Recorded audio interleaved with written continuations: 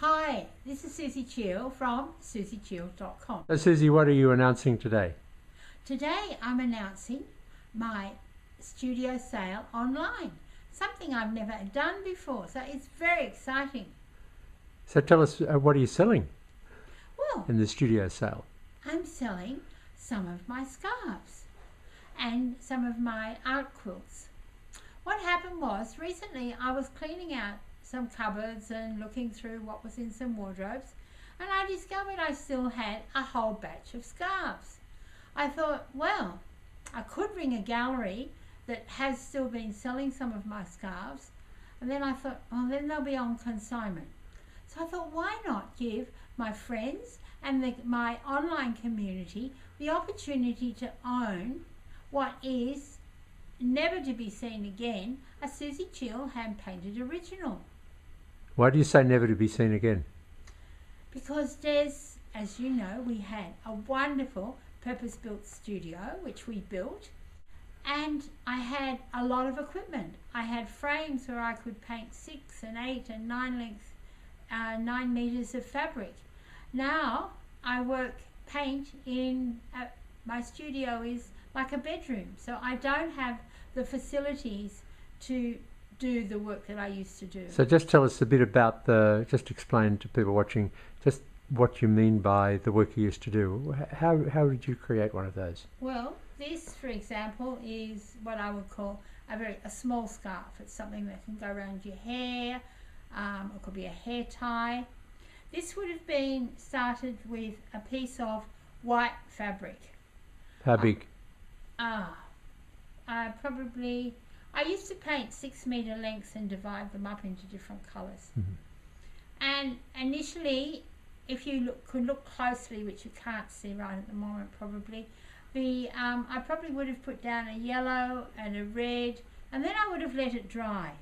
And then I would have overpainted it with the orange colour. And then I would have let that dry, and then the black would have been applied afterwards. With something like this would have been probably started out as yellow. That's beautifully transparent, by the way, or translucent. Yes, well, this is silk chiffon. This is for those people who paint on watercolours. This fabric is like painting on watercolour. It's absolutely beautiful.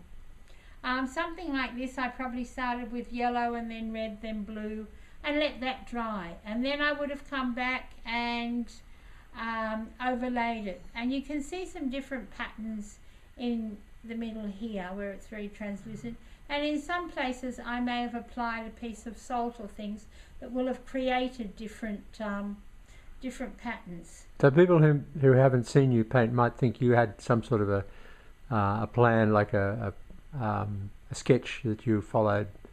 No. For those people who've been following my painting since I started doing the Intuitive Heart series and my prescription series, would know that I paint from my heart. I approach my white piece of paper and canvas in the same way that I used to approach this. I didn't always know what was going to happen. You explained to me once that even the weather could change the way a pattern came out, or if it was... Yes, if it was damper, the dyes take longer to dry, so it means that they can move more. So there were a whole lot of variables that you couldn't control. This would have been an example of this. Now, so if somebody wanted me to redo this, no, I couldn't do it. As Desi once said to me when I was worried about people copying me, he said, Susie, you can't copy yourself, so how could somebody else copy you? Right. So how will people sort of get to see where these are online and... Well, they're going to be... know what you're charging for them and so on? Right. Well, I'll tell people now, because I was going to be thinking of sending them to a gallery, which meant that I would be wholesaling them.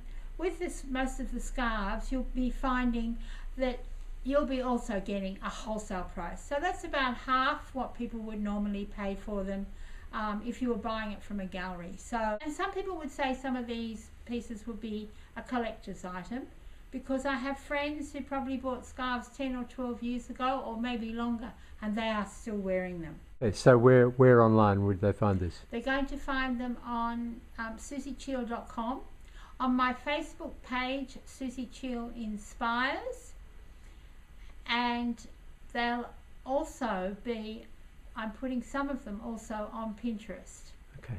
So just before you go, there was one other thing which was really that we were talking before about, we used to have the offline studio sale once a year. Oh yes, of course.